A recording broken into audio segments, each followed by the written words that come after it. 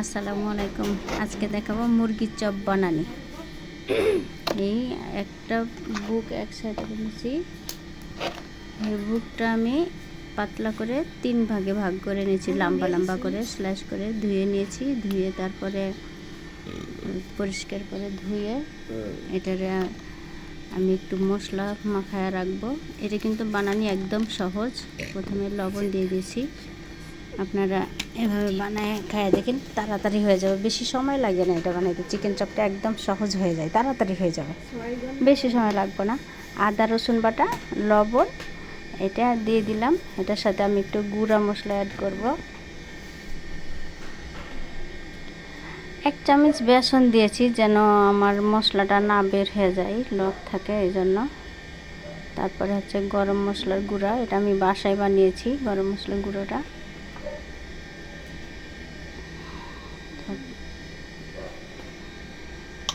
তারপরে হলো জিরে গুঁড়া দিলাম।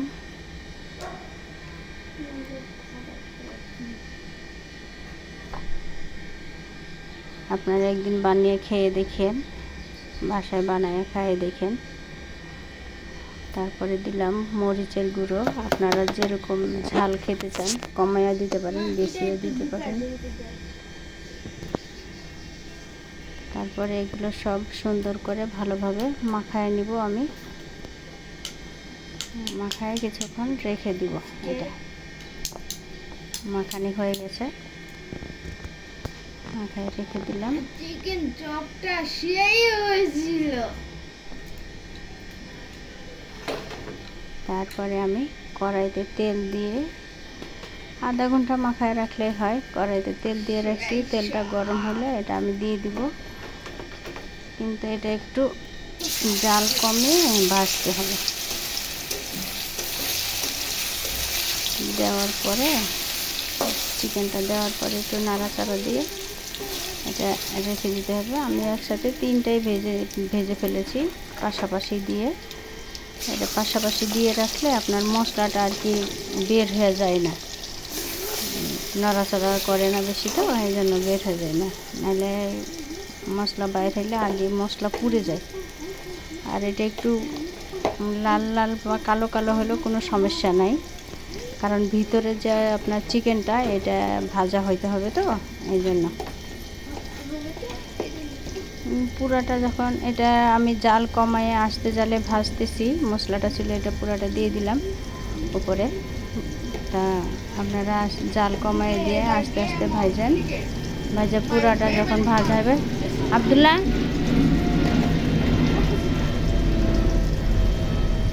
পুরাটা যখন ভাজা হবে তখন এক পাশ উল্টায় দেখবেন যে হয়েছে নাকি। তারপরে আবার এই চিকেনটা উল্টাই দিবেন। তো আমার এটা সাইড হয়ে গেছে অলরেডি।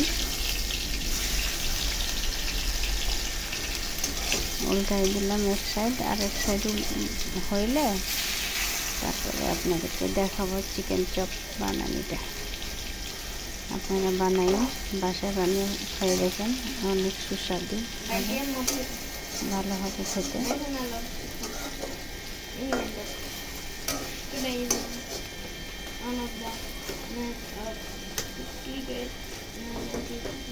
জাল বাড়ায় দিলে কিন্তু ভিতর কাঁচা থাকবে, হবে না, কারণ ভালো লাগবে না খেতে। চিকেনগুলো আমার সব ভাজা হয়ে গেছে। এখন এটার মধ্যে পেঁয়াজগুলো দিয়ে দিলাম। পেঁয়াজ আমার বেশি ভাজবো না, অত বেশি লাল লাল করবো না। এর মধ্যে একটু আদা রসুন বাটা দিয়ে তারপরে কাঁচামরিচ আর টমেটো দিয়ে দিলাম।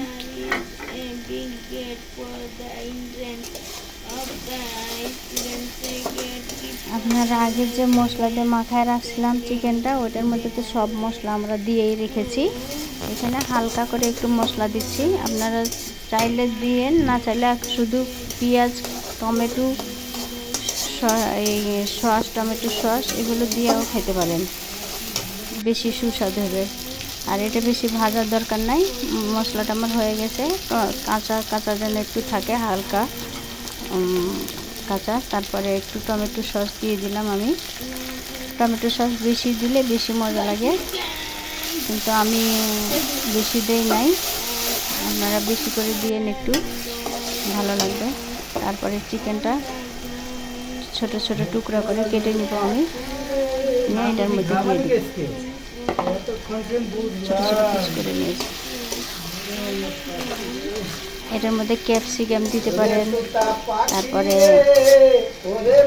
সস আছে না, সস চিকন করে কেটে দিতে পারেন, তাহলে বেশি সুস্বাদু হবে।